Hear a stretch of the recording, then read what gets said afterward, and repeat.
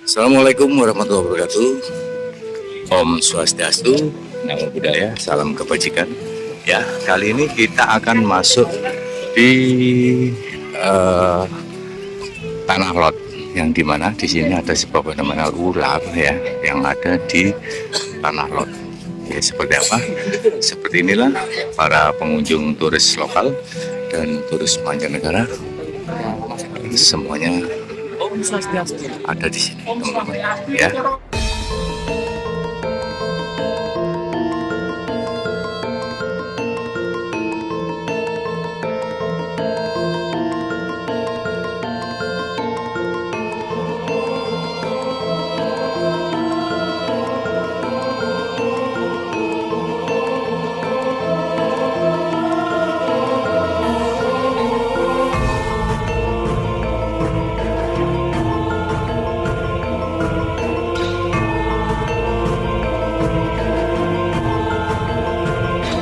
Sejarah daripada pura-pura Dangkayang Dangkayangan yang ada di Bali, termasuk utamanya seperti saya sini Tanah Lot.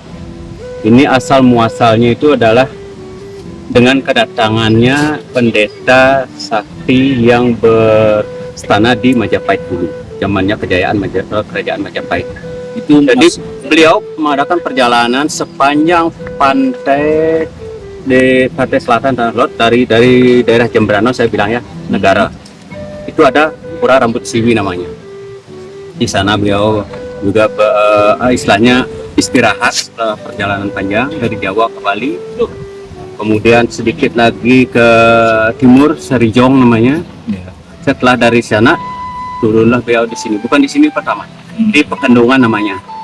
Ya, di sana beliau bersemedi. Kemudian beliau bisa melihat dan merasakan getaran suci dan sifat suci yang ada di sini. Yang awalnya ini pura ini bukan terpisah gini, Mas. Dia masih menyatu dengan yang ada di sini, di sini. Kemudian beliau lompat dari sana mengadakan tapa semedi di sini. Saat beliau mengadakan tapa semedi, diketahui oleh warga masyarakat sekitar sini, beliau diganggu.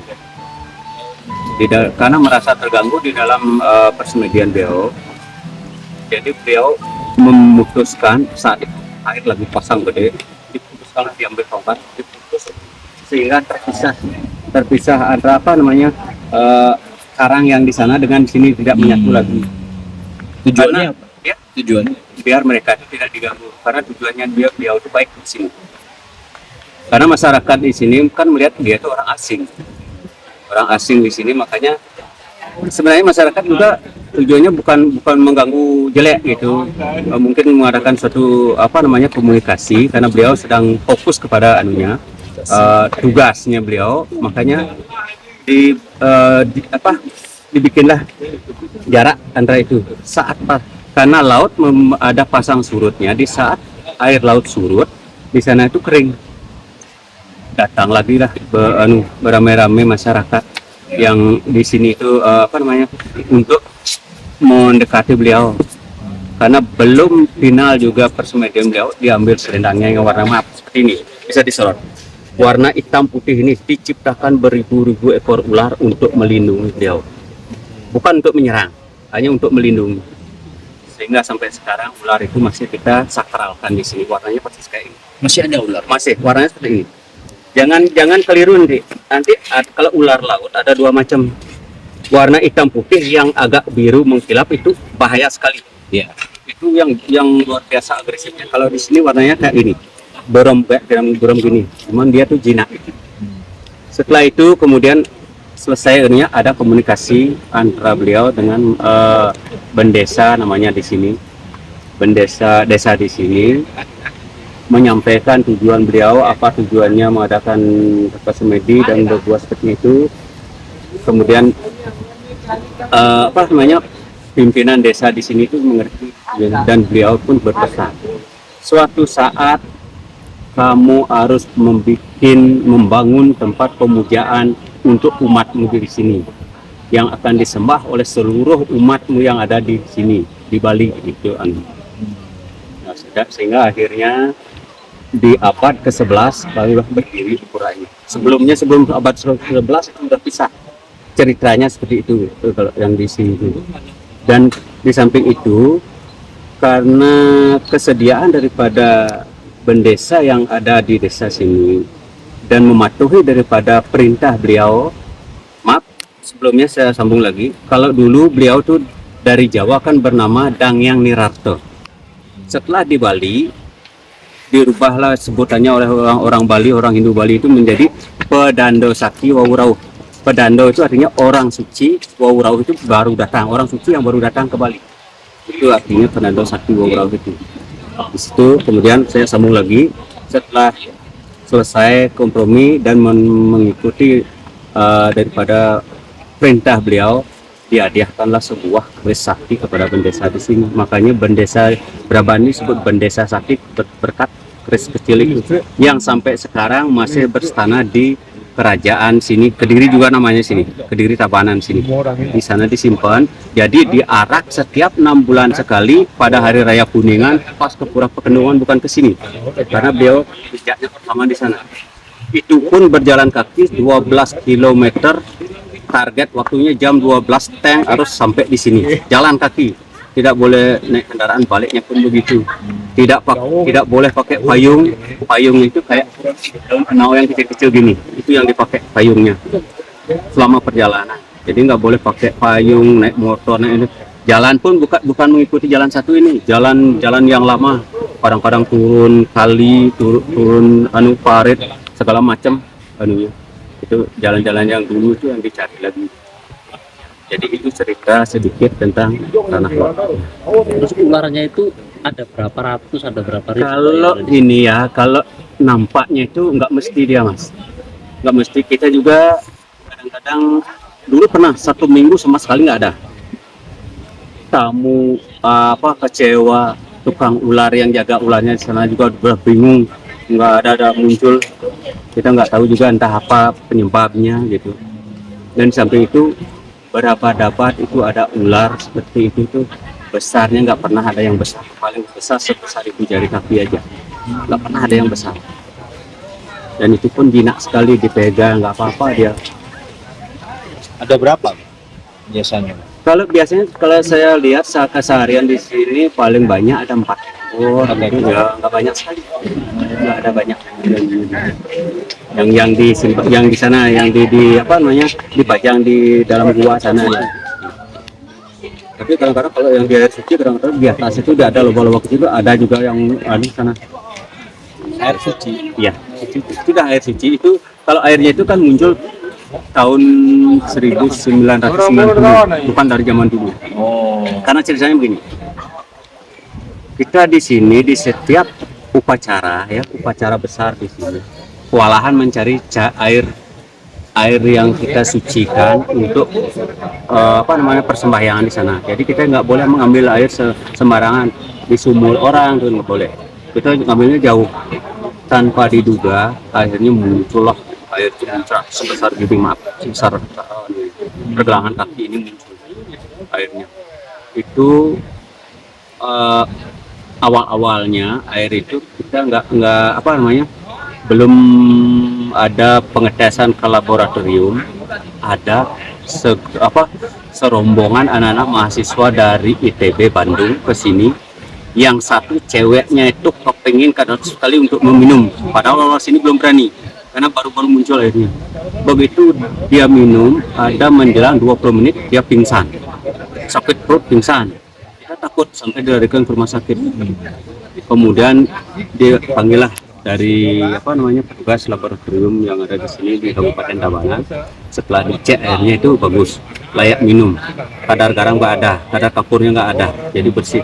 Rasanya sedikit agak manis, Mas, beda dengan air asli. Kemudian 6 bulan sekali setelah semesteran dia datang rame-rame sama juga, berkata, saya bersyukur meminum air ini. Saya punya sakit yang nggak sembuh. Dokter udah semua orang pindah dari semenjak dia minum air itu dia sembuh sama sekali, rasa sakitnya itu nggak pernah dia rasakan lagi. Sehingga di sanalah dijuluki air awet muda. Banyak anunya. Kemudian yang kedua ada kakek-kakek dari Bogor, itu seorang petani. dia ke sini. Setelah itu dia minta air di sini kan saat itu di sawah tuh lagi gini mas, ada apa namanya, jadi pertanian itu nggak jadi, ada gini hamanya. Dia bawa hanya sebotol aqua besar, kemudian beliau tuh tuangkan di apa namanya, di pematang sawahnya, pembagian air dari parit ke sawah itu ya. Iya, Pak. Hanya dia sendiri yang panen, yang lainnya itu nggak ada gini. Setelah kemudian ya menjelang berapa bulan lah, satu bus orang-orang petani itu semua bawa jerigen gede-gede mas, mau minta anu sini. Ada sampai yang memohon 15 tahun menikah nggak gini, nggak punya momongan, dia berhasil juga. Yang paling banyak kan kesembuhan daripada sakit yang kan. Itu yang ada di tengah Iya, pura. yang di bawah ada gua kecil di bawah anu. Kalau sekarang nggak bisa mas, karena airnya lagi gini, Pasang. lagi pasang. Oh iya, Ya, airnya gede, nggak bisa nyebrang sana. Nanti sore, kalau nggak salah jam 5 itu baru bisa. Tamu-tamu juga nanti banyak. Ya. Jadi itu informasi sejarah apa yang ada di sini, yang saya tahu menurut cerita, yang persisnya itu juga kita kan nggak tahu ya. Jadi itu warisan cerita, artinya sejarah yang sampai ke kita, yang bisa kita sampaikan. Kebenaran dan anunya itu kekeliruan itu mohon maaf, mungkin ada, saya juga nggak tahu persis yang kebenarannya seperti apa. Jadi itu yang saya bisa terangkan ya. Oke, terima kasih. Dengan Bapak Ya, dengan Bapak siapa namanya? saya Pak Made Suadnyo. Pak Made Suwardi. Suadnyo. Suadnya. Suadnyo. Ya, Suadnyo. Tapi tidak ada W-nya. Siap. Kita lanjutkan teman-teman ke pura yang ikonik, yang betul-betul pura itu sangat disakralkan.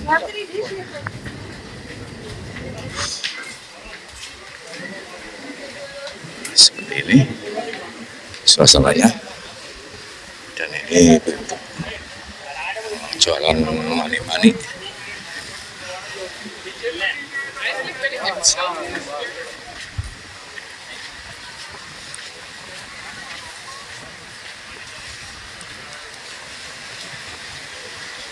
Dan ini adalah pura penataran luhur analog.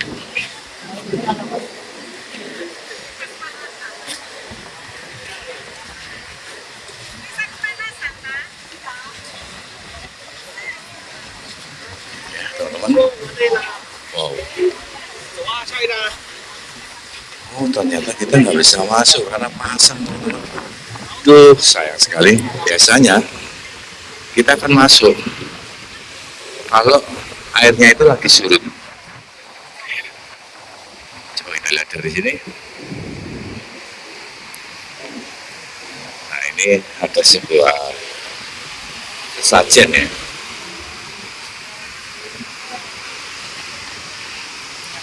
Inilah pura yang sangat dikeramatkan, teman-teman, dan ternyata kita di sini lagi pasang, jadinya kita tidak bisa mengambil atau kita masuk ke dalam pura sana.